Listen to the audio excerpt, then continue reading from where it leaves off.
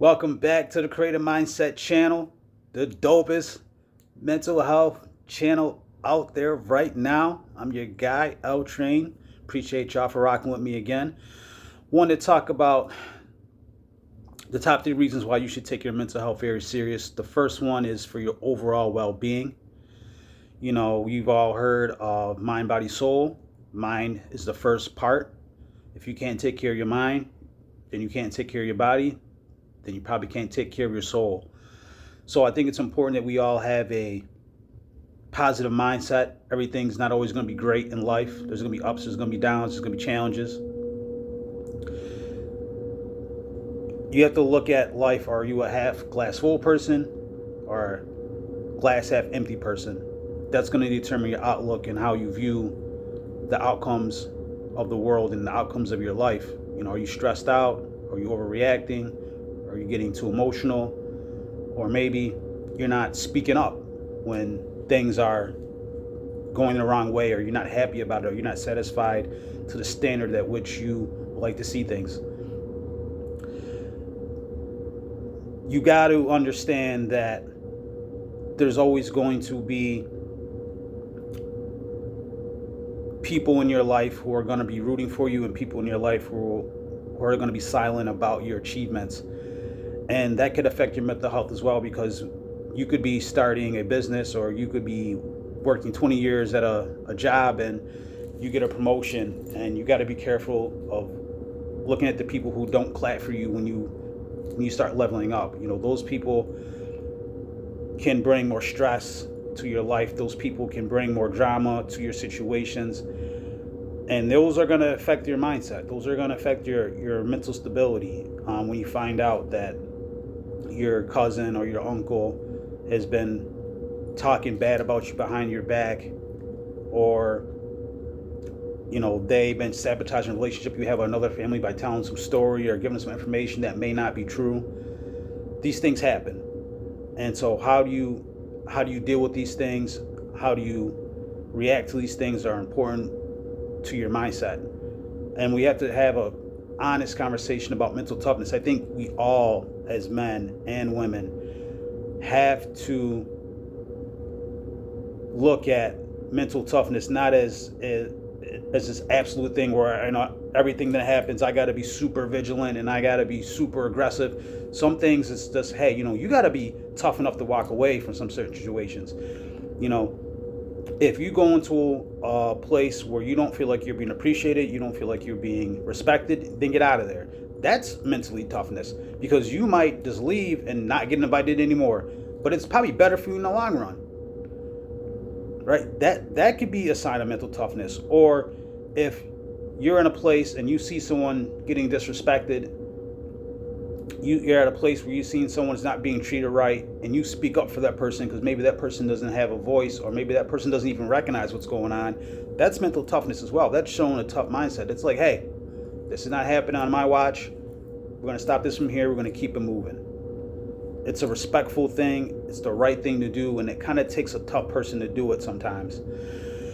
Second reason I want to talk about why mental health is so important is reducing the stigma. I think we have to have more conversations that there are a lot of people out there who need, you know, counseling, they need therapy, they need medical professionals, they need resources. Everybody may not always have the money to go get a, you know, super expensive psychologist. They might just have to go to their local mental health clinic or counseling center to get some resources, to get some help, to just to even start the conversation. I think we need to stop stigmatizing people who go through that process.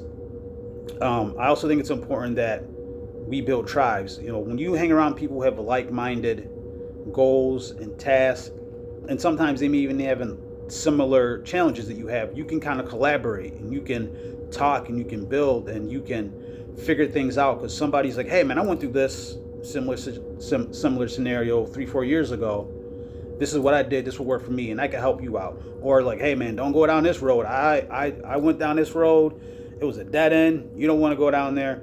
And it could save you time. It could save you money. It could save you heartbreak. It could save you rejection. A whole bunch of things. I also think it's important to find supportive environments. What do you like to do? What are your hobbies? Where do you find the most joy in life? Is it with your family? Is it with your friends? Is it with your colleagues?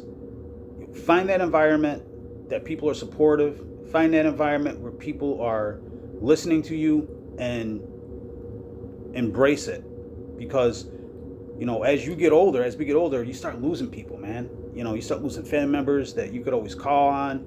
You start losing, a friend that you went to school with, or a buddy that you worked with, and now it's like less and less people. And so it can be difficult to step out that comfort zone and find new people to interact with. It can be tough. And I wanted to talk about the third and last part of this, about why mental health is so important, is you need to find productivity. I think men, we are best when we are chasing a purpose. I think we are best when we have visions and goals and dreams that we are pursuing, not just waking up and working a job for 40 years and then they give you, a watch and a party with pizza and cake, and now you're miserable and you're old. I think we really work best when we have tasks to achieve, when we have deadlines and we have things to fix and things to build. I really think that it helps, and it can take your mind off the other things. You got relationship issues, you got financial issues. The world is getting more expensive as the day goes by. You can't control the government, you can't control the economy. So sometimes if you're just working on a project, and you hey man, I'm trying to figure this, I'm trying to build this thing, it's gonna take me 9 months, and now you got a goal, you got a deadline. Hey, where am I at in week one? Where am I at in week two? Now, what president said this, or what politician did this, or what reality star got arrested doesn't even seem important anymore, because you got this goal, you got this deadline, you got this vision, and you're laser focused on it. So I think staying productive is super important. Super important for us, men of any age, 20, 40, 60, 90, it doesn't matter, right? I think that you have to be actively setting goals, achieving goals, and if you fall short of a goal, hey, look at that goal in hand. Where did I mess up at? Where can I restructure this? Where can I try this again, and keep the ball rolling? I think that these things are extremely helpful when you are trying to navigate life. These things are just 3 steps that I found that have helped me. Being careful of stressful situations, having conversations with people who I know and I trust, and just working on goals, working on a business, man. I'm working on a brand right now. See, creative mindset, creative citizen clothing brands on the way.